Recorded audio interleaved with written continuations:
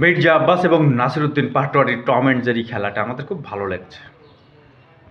নাসিরুদ্দিন পাটোয়ারি কথাবার্তায় অসঙ্গতি থাকলেও তিনি কিন্তু জুলাই আন্দোলনের অন্যতম একজন যোদ্ধা, সুতরাং তাকে অবজ্ঞা করা আসলে ঠিক না।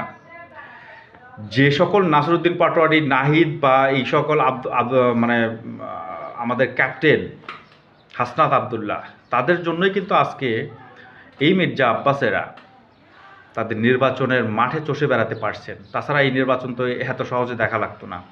সুতরাং তারা যতটুকু অসংলগ্ন কথাবার্তা বলুক না কেন, তাদের বয়স কিন্তু অল্প, কিন্তু তরুণ নেতৃত্ব তারা জীবন বাজি রেখে এই বাংলাদেশকে এই দখলদার হায়েনার কাছ থেকে মুক্ত করেছে। সুতরাং তাদেরকে যথাযোগ্য মর্যাদা দেওয়া উচিত এবং মির্জা আব্বাস যত সিনিয়র এবং প্রভাবশালী নেতা হোক না কেন, তার বোঝা উচিত যে এই সকল নাসিরুদ্দিন পাটোয়ারি তাদেরকে অবজ্ঞা করা ঠিক না, কারণ তারা তাদের জীবনের বিনিময়ে এই দেশকে দোষমুক্ত করেছে, এই দেশকে হাসিনার মতো আগ্রাসী একজন মহিলার হাত থেকে রক্ষা করেছে। সুতরাং নাসিরুদ্দিন পাটোয়ারিকে যথেষ্ট সম্মান দেওয়া উচিত, সেটা ছাত্রদল হোক, যুবদল হোক বা বিএনপির মূল দলের নেতৃত্ব হোক না কেন। এবং এই বিষয়টাকে অবশ্যই কঠোরভাবে মনিটরিং করা উচিত মির্জা আব্বাসের মতো সিনিয়র নেতৃত্ব। ঠিক আছে, তারা যদি অবজ্ঞা করে, মির্জা আব্বাসের মতো লোক যদি অবজ্ঞা করে, তাহলে নাসিরুদ্দিন পাটোয়ারিরা কোথায় যাবে? তাদের অবদানটা অসম্ভব অবদান রয়েছে তাদের এদেশে।